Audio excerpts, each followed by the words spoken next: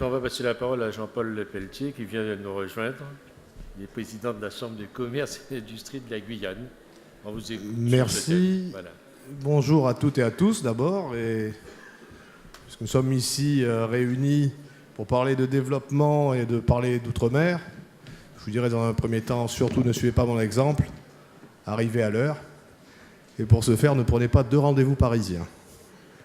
Plus sérieusement, je représente ici, effectivement, je suis ici à un double titre, celui de président de Chambre de commerce et d'industrie, et plus particulièrement le président de Chambre de commerce et d'industrie de la Guyane.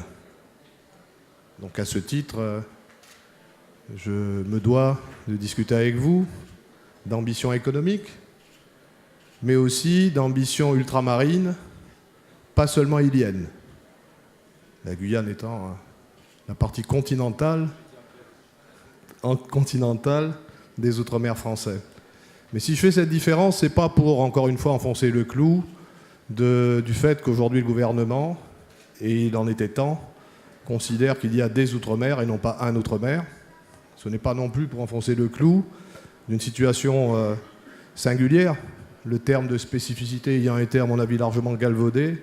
Je ne m'en servirai pas, mais je dirais qu'en Guyane, de ce que certains appellent notre retard de développement, nous pouvons et nous devons tirer une chance d'examen des passés et encore récents des développements ultramarins des autres îles de l'outre-mer et tenter d'en faire un facteur d'accélération de croissance. Mais paradoxalement, je serai moi aussi un peu, j'espère ne pas trop vous surprendre, amené à vous parler non pas de problématiques purement économiques. J'ai un certain nombre d'amis, j'ai quitté encore récemment dans la salle, de problématiques à caractère économique, nous y reviendrons très certainement. Je n'enfoncerai pas la porte ouverte de dire que le développement des Outre-mer passe par le développement de leurs entreprises, passe par la structuration de l'économie privée, passe par le respect de l'entreprise, le respect de la valeur travail, le respect de la création de richesse, le partage de cette richesse. Je me placerai plus, prenant ça comme date extrêmement importante, les troubles qui ont marqué chacune de nos régions ultramarines, chacune avec leurs caractéristiques, leur intensité, mais qui ont marqué tous les Outre-mer français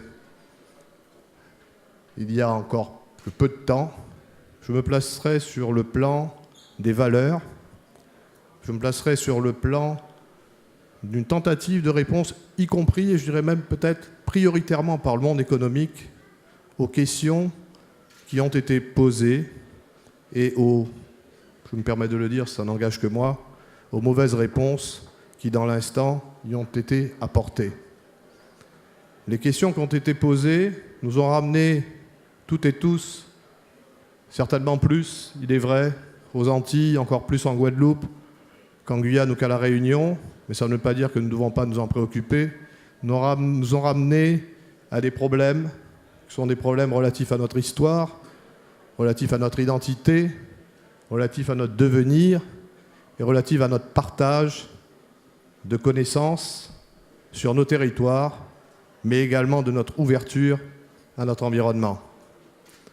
Ces questions me semblent fondamentales parce qu'il ne sert à rien de placer un modèle économique, voire de se fixer des objectifs, qu'on soit d'ailleurs patron ou qu'on soit salarié d'une entreprise, si on ne s'inscrit pas dans un projet plus grand, plus vaste, qui doit être un projet de société et dont je soutiens, mais je ne suis pas le seul, que l'homme doit être le centre.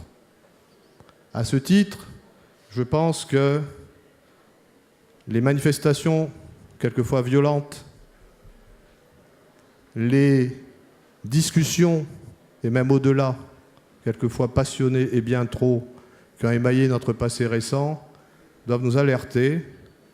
Et la réponse par les États généraux, proposée par le président de la République et le gouvernement, mise en œuvre en particulier par le préfet Richard Samuel à mes côtés, sont, semble-t-il, un moment important pour l'avenir de nos Outre-mer, Et cette manifestation, organisée, je pense, dans ce sens, y trouve toute son importance.